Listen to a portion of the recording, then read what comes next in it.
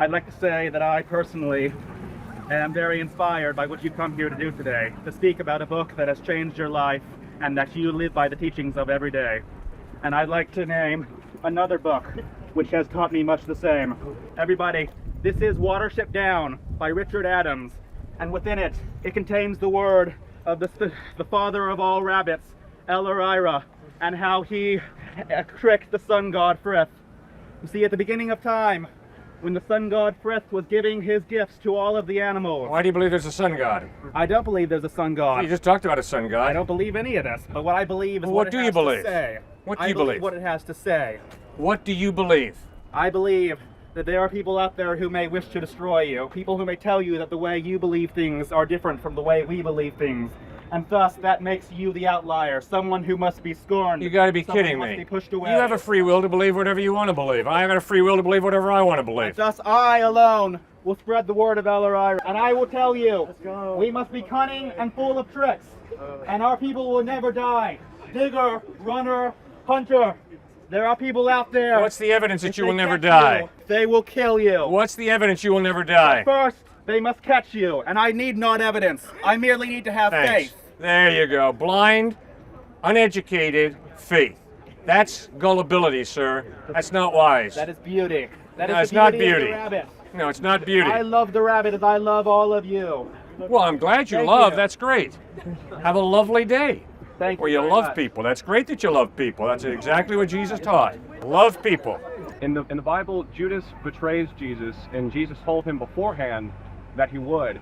And of course, we all have free will. Like we know that we have free will here now, but at least for Judas, it was predetermined, and he still made the choice to betray Jesus. And so, I wrestle with it sometimes. Even though it's predetermined, was he still free to make another decision if he wanted to? And with that decision, was he punished for it if it was already predetermined? Predetermined in the sense of he was going to that cross. The Father and he both knew he was going to that cross. So for Judas, his hand was still in the dish up to the very end. And so what did that signify? That even then, Jesus was giving him the door wide open to say, I want to repent, I want to change. I'm not going to ultimately go through with even more evil steps to hang one of my closest friends on the cross. So there's that tough balance, you're exactly right, between free will, but God already knows what's going to occur. And even the bad things fulfill his great purposes. So that's why for a Christian, we never are to look at things like suffering and evil and just say, oh, isn't that horrible?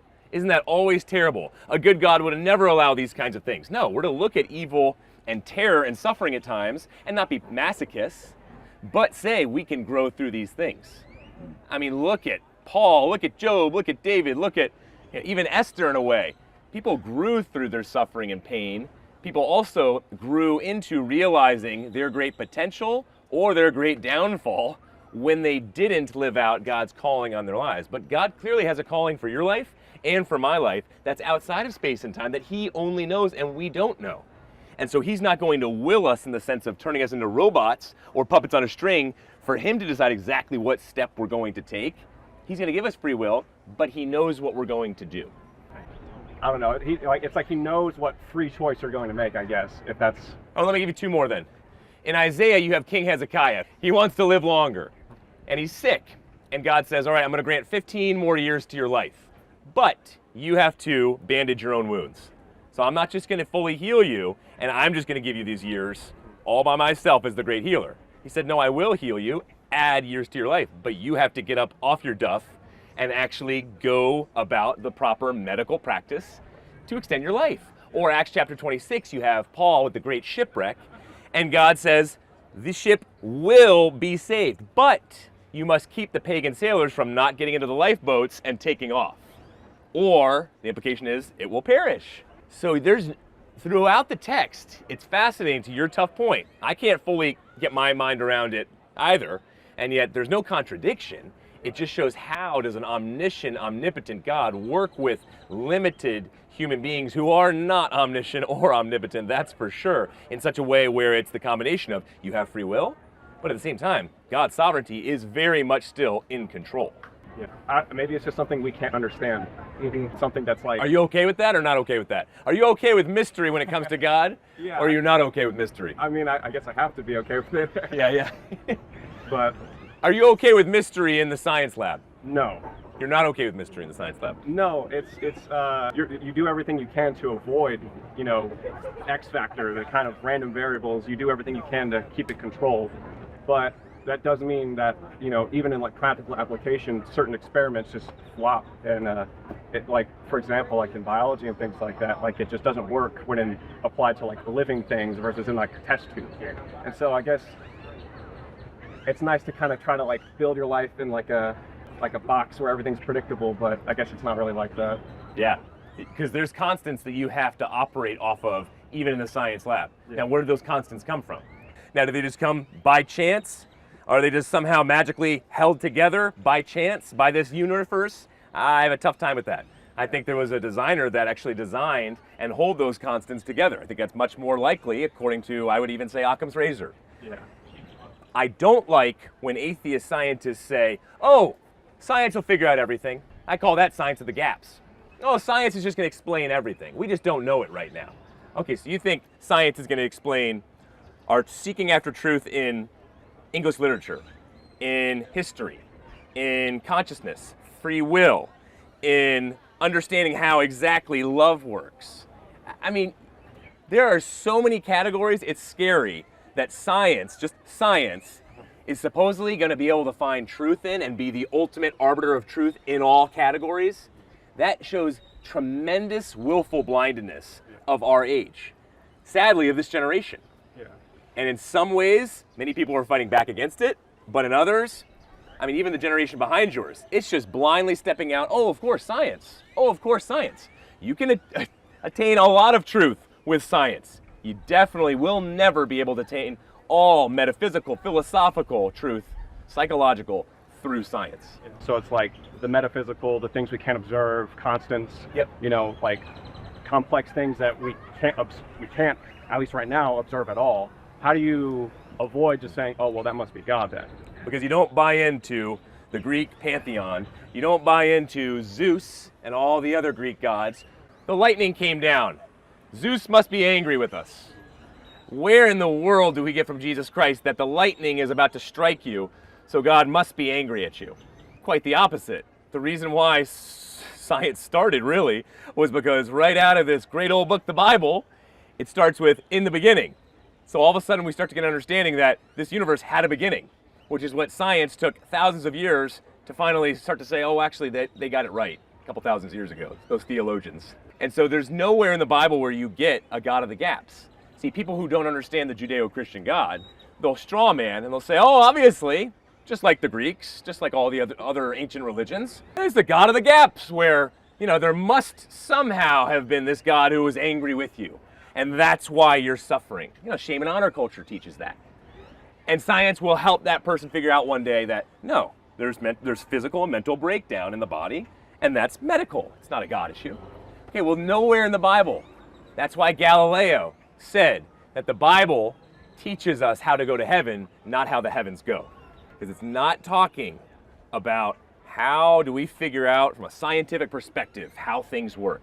No, that's evolution, that's process, but the Bible is talking about something way greater, and that's meaning, purpose. Where did I come from? Why am I here? Where am I going? Salvation, what does that look like? And then if you're going to go all the way back to Genesis, it's origin, not process. Origin, not process. Science is ultimately processed through evolution. But this is a philosophical question, not a scientific one, origin. This is the scientific one, which is process. There was 500 people that saw Jesus after his resurrection. And the only place you can find that is within the Gospels. I was wondering if there's somewhere outside of that, or if we're just supposed to take the gospel for what it is. Does that make sense? Yeah. All right, great question. So it's the disciples, the one who's abnormally born, Paul, and the 500. So it's more than 500. But you're right, in those 500s, we don't get a specific name right there. But if you trace back to Simon of Cyrene, father of Alexander and Rufus, or you look at Luke chapter 24, one man is named, the other is not on the road to Emmaus. Or you look at the name Malchus, the one who Peter cut off his ear in the garden. These names are being highlighted to say, go check with them. And so Paul uses the exact same form of writing in 1 Corinthians 15, 3 through 8, which you're talking about, which is our earliest actual creed that we get, appealing to the evidence for what happened, where Paul is saying, all right, many have fallen asleep, which means died, go check with the living. So why he doesn't give more specific names other than the disciples, himself, but why he doesn't start naming like we've got those names all elsewhere, because they're called footnotes. That's how nonfiction was written back then. Footnotes by saying Simon of Cyrene, but he's the father of Alexander and Rufus. So Simon and Cyrene, that's where he's from, Cyrene, so you may know him, but if not, you'll definitely know Alexander and Rufus, because they're named. Otherwise, they would have just been his sons. Nobody would have known them. But it's Alexander and Rufus, so go check with them and ask them, did the resurrection occur? Who was this Jesus? So I love that. No other ancient manuscript we have such nice, detailed footnotes of. So that specific 500, there was implication of people knowing who they were already in the community. But Paul's saying, don't gullibly, blindly believe about this resurrection. Go check with them. Later on, Acts chapter 26, verse 26, I love that Paul says to King Agrippa, this resurrection, these events, did not occur in a corner. Meaning, this was not some type of little Branch Davidian, everybody come in here and drink the Jim Jones Kool-Aid, and let's go to our deaths together in the most violent type of way imaginable. No, he's saying, King Agrippa, you've got all the evidence you want. Talk to these 500. Talk to more beyond them. And yeah, you decide for yourself. But I love what he's saying there because it's showing that King Agrippa is looking barely at the evidence at best. Because Paul is challenging him, saying, this is not done in a corner. Go check it out. But he's probably not wanting to check it out because he's king. He's filled with pride and he wants his own tribe, obviously.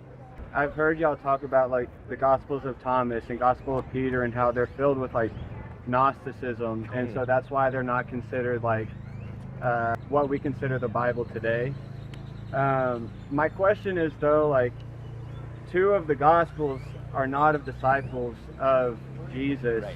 Yep. but these people are. So how do we know that like these two that are considered like part of the Bible more reliable than what Peter and Thomas and those Gospels include? If you look into those Gospels, they were written later. Secondly, they're not written like Mark, where you have this happened, then this happened. It's written with incredible historical narrative type genre. Incredible. But if you look at the Gnostic Gospels, you're going to have a cross that's talking hundreds of feet up in the sky. You're going to have this tomb that had all these different elements of fantastical characters. It's not written as historical narrative. So you're exactly right. That's a good point that's made sometimes. Well, wait a second. Why weren't there other clear people who knew Christ? Why didn't they write these? I think that's a better point for the Christian faith. That's more reliability and credibility for it. Now, why? It's because the disciples, the authors themselves, the Christian community, were not going to say, hey, let's change this and make all four eyewitnesses. Instead, it was, no, we're not going to change this, because Luke, despite not being a direct eyewitness, knew an eyewitness, and he was the one who followed Paul around closely, but he was a doctor. And he wrote to Theophilus and said, excellent Theophilus, so Theophilus, a great pillar in the community, very wealthy, I'm appealing to you, not having made these things up, no cleverly invented stories. Don't take it from me, look at the evidence yourself. All these appeals are amazing. So I like that. I like that the women at the tomb remained the women at the tomb. That again, the early Christian community could have totally swept that under the rug and said, hey, no longer look at it this way. It's the men who were there, so it's more credible. But they left it out this way in such a way where Luke knew an eyewitness, but wasn't an eyewitness himself, but that was enough to be able to really get the details and the evidence behind what occurred. Do you not believe that like Peter and Thomas wrote those Gnostic Gospels? I mean, we don't know for a fact if Matthew, Mark, Luke, and John wrote those Gospels. Right. But most likely they did, because there's no evidence to the contrary that we have.